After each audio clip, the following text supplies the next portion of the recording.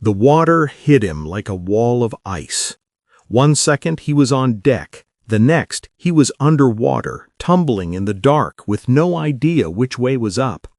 The ocean was roaring around him, his lungs were already burning, and somewhere above him the SS Benlomond, a 6,900-ton cargo ship, was going down fast, and it was trying to take him with it.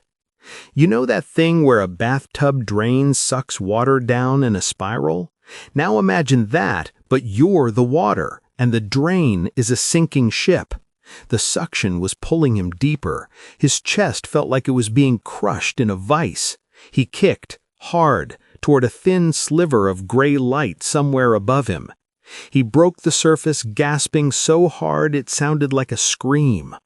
Oil was everywhere, thick, black, burning his eyes, coating his throat every time he tried to breathe. The smell was like a gas station on fire. Debris was scattered across the water, pieces of wood, rope, a life vest floating face down. He screamed for his crewmates. He screamed until his voice cracked. Nothing screamed back. About 50 yards away, he spotted a wooden life raft, empty, drifting. He swam for it. Every stroke through that oily water felt like swimming through wet cement. He reached it, grabbed the edge, hauled himself up, collapsed onto the wooden planks, chest heaving, hands shaking, staring up at an empty gray sky. That was day 1. He had 132 more to go. His name was Poon Lim. He was 25 years old, born on Hainan Island in southern China. He'd gone to sea as a teenager, working as a steward on merchant ships, serving meals, keeping quarters clean. It wasn't glamorous work, but it paid, and Poon Lim was good at it. By 1942, he was the second steward aboard a British merchant vessel called the SS Benlomond. The ship was crossing the South Atlantic, heading from Cape Town toward Suriname, carrying war supplies. It was November 23, 1942, and the Atlantic Ocean in World War II was basically a graveyard. German U-boats, submarines, were hunting Allied ships around the clock. They called it the Battle of the Atlantic. Hundreds of ships had already gone down. The Benlomond had no real protection. It was just a cargo ship, moving slow, hoping it wouldn't get noticed. It got noticed. 2 German torpedoes. Less than 2 minutes. The whole ship was gone. Of the 55 men aboard, only 11 made it into the water. And within hours, after the chaos of the sinking settled, after the wreckage spread and the currents pulled survivors in different directions, Poon Lim was alone. Completely alone.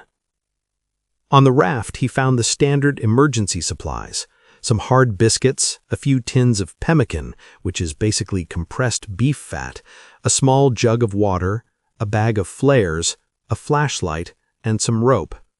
He did the math in his head. If he rationed carefully, 1 biscuit a day, 1 careful sip of water, maybe he had enough for 3-4 weeks. Brazil was over 700 miles away. Nobody knew where he was. No distress signal had gone out in time. 3 weeks of supplies, 700 miles of open ocean. He sat on that raft and he made himself breathe. The first few days, Poon Lim stayed disciplined. 1 biscuit, 1 sip. He scanned the horizon constantly, watching for ships. He kept the flares ready. He told himself, someone will come. They have to come. On day 3, he saw a ship on the horizon. He grabbed a flare and fired it, watched the red light arc across the sky.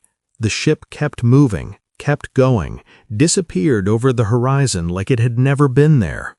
That right there, that moment, might be the cruelest thing in this whole story, because hope is fuel, and when hope gets ripped away that fast, it doesn't just hurt, it hollows you out. Poon Lim sat back down on the raft and stared at the empty ocean. By week 3, the biscuits were gone. The pemmican tins were scraped clean. The water jug had maybe a few swallows left. His lips were cracking. The equatorial sun was absolutely brutal. No shade, no cover, just direct heat baking down on him every single day. His skin was starting to blister and peel. Then the storms came. Massive Atlantic swells, waves tall as houses crashing over the raft, threatening to flip it. He tied himself to the raft with rope every night so he wouldn't get washed off in his sleep. He'd wake up soaking wet, cold, shivering, barely able to tell if it was actually morning or just his mind playing tricks. And the whole time, every single day, sharks were circling beneath him, not just passing through, circling, patient, like they already knew how this was going to end.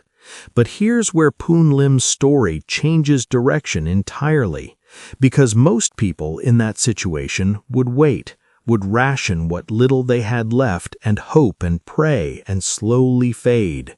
Poon Lim made a different decision. He decided to fight back. He started with water. He took his canvas life jacket and figured out how to use it as a funnel during rainstorms, collecting every drop that fell from the sky. On calm mornings, he got down on his hands and knees and licked the dew off the wooden planks of the raft. His tongue, cracked and dry, pressed against the rough wood just to get moisture. Every single drop was a win. Every drop meant one more hour. Then he went after food. He pulled the wire out of the flashlight, carefully, patiently, with hands so cracked from salt water they bled constantly, and bent it into a hook. He used crumbs from the last biscuits as bait. He caught small fish, then he used those small fish to catch bigger fish. He ate them raw, right there on the raft, tearing into the flesh with his hands, chewing slowly, forcing himself not to eat too fast. He built a routine. Every day, the same thing. Check the water supply, fish, scan the horizon, swim slow laps around the raft to keep his legs from going completely weak. Mark another day on the wooden plank beside him with his fingernail. Then, one afternoon, a seagull landed on the edge of the raft. Poon Lim didn't move. He barely breathed. He sat perfectly still, the sun hammering down on him, every muscle in his body coiled for what felt like forever. Until the bird hopped just close enough. He grabbed it with both hands. He wrung its neck, and before he did anything else, before he even thought about food, he drank the blood. Warm, raw, metallic, because blood means hydration, and hydration meant staying alive. He used the leftover carcass as bait for sharks. Because the sharks had been stealing his fish for weeks, bumping the raft, taking his catch right off the line, and Poon Lim had had enough. He took a wooden plank he'd worked loose from the raft floor and spent days sharpening one end against the metal ring of a water tin. He used the bird carcass to draw a small shark close to the surface, and when it rolled slightly to the side the way sharks do right before they bite, he brought that plank down hard on its head. The shark thrashed like a living explosion. It slashed his arms. It nearly took his hand. The raft rocked violently. He held on. He kept hitting, and then it stopped moving. He hauled it onto the raft himself, a man who'd lost maybe 40 pounds, arms bleeding, hands barely functional. He dragged a shark out of the ocean with his bare hands. Then he ate it, raw. By around day 80, his body was in serious trouble. He was having moments where his vision blurred, where he'd look at the horizon and not be sure if what he was seeing was real.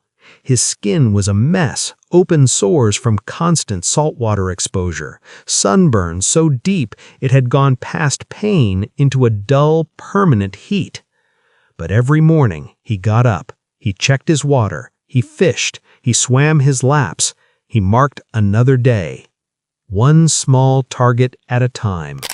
April 5th, 1943. Day 133. A Brazilian fishing boat was working its nets when one of the fishermen spotted something strange floating in the water. A raft. Something on it, barely moving. They came closer, and what they found barely looked like a man. He was skeletal, skin pulled tight over bone, covered in sores and dried blood and salt. His hair was long and matted. He couldn't stand on his own, but his eyes were open. They pulled him onto the boat. He was taken to the hospital in Belém, Brazil.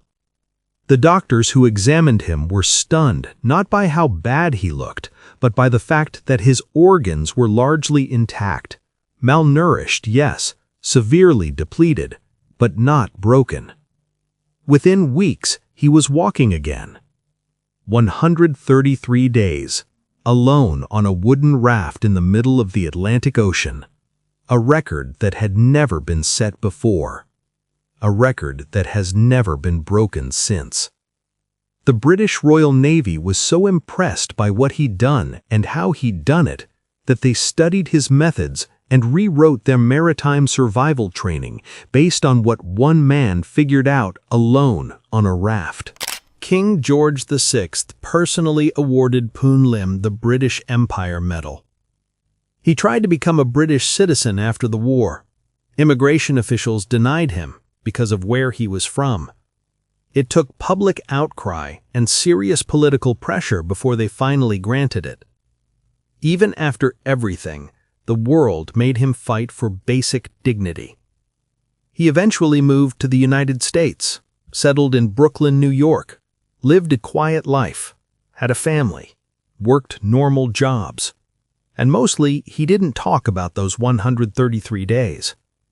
Not because he was traumatized into silence, but because for Poon Lim it seemed like it was just something he'd had to do.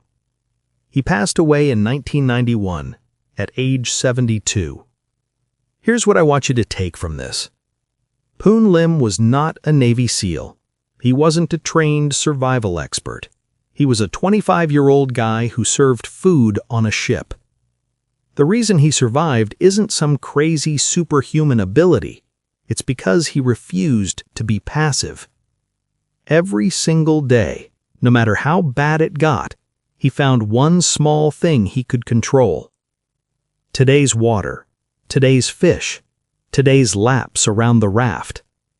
He didn't think about surviving 133 days. He thought about surviving today, then tomorrow, then the next day.